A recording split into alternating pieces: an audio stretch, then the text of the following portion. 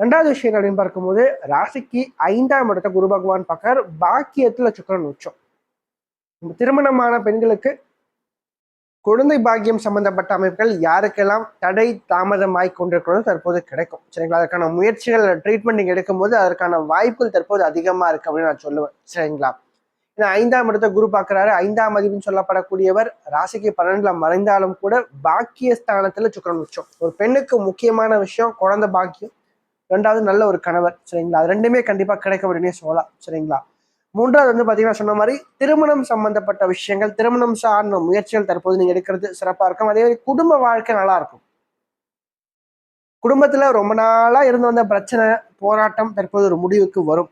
ஏன்னா 2ஆம் இடத்தை விட்டு சனியுடைய பார்வையானது விலகுது. அதனால வந்து பாத்தீங்கன்னா ஃபேமிலி லைஃப்ல இருந்த பிரச்சனைகள், ஸ்ட்ரகிள்ஸ் எல்லாமே ஃபேமிலி லைஃப்ல பொருளாதார ரீதியாக பணம் சம்பந்தப்பட்ட விஷயத்துக்காக இருந்த தடைகள்